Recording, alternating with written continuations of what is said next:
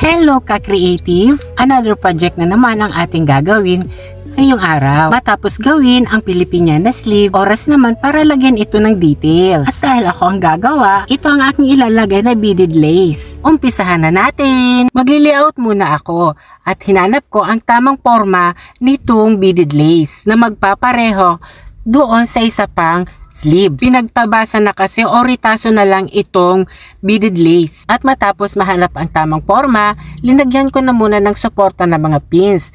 At pagkatapos, ay isa-isa ko na itong tinahi gamit ng aking mga kamay. Inumpisa ko na muna sa baba para makita ko kung lapat na lapat ang aking pagkakalagay. Medyo mabusisi lang kasi hindi dapat mahalata itong sinulid na aking pagtatahi. Ito naman ay ang parte ng armhole. Isinisiksik ko lang ang bawat pinagtiklupan or pleats nitong sleeves para kita pa rin ang forma o hulma nitong Filipiniana sleeve. Sa bawat siksik ko ay agad ko na itong itinatahi ng aking kamay para mabanat ko at lapat na lapat ito. Medyo mahirap man at nagsastruggle kasi pati yung mga pearls isinama ko sa pagsiksik dito sa pleats. Isama pa yung mga maliliit na beads. Kaya yung iba ay pasimple ko na lang na tinatastas o tinatanggal ba. At minsan ay sinasama ko na lang yung mga pearls at beads sa pagtatahi para hindi magbadbad ba. At binalikan ko naman ang pinaka ilalim at tinahi ko na rin para hindi siya mahalatang tinaplak lang.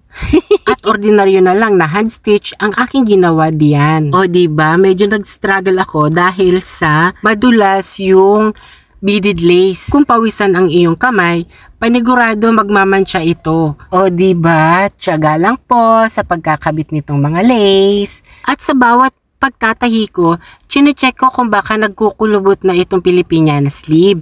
Kasi baka nasusobrahan ko na sa bawat hatak. Check lang, baka tension na. At matapos nga ang pagtatahi o pagkakabit nitong beaded fabric, linagay ko na itong palaman para tindig na tindig ang Filipiniana sleeve. O diba, eto na po siya.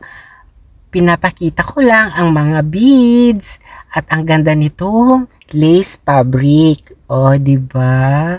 Beaded siya. Ang gown pala nito ay gawa na. Kumbaga, itong Filipiniana sleeve ay habol na lang. Mag-a-attend daw kasi ng event na naka-Filipiniana. So, ito na po siya. O, diba? Linalagyan lang ng mga pins para pagkabit nitong Filipiniana sleeve ay hindi na mahirapan. Assist by Jepoy.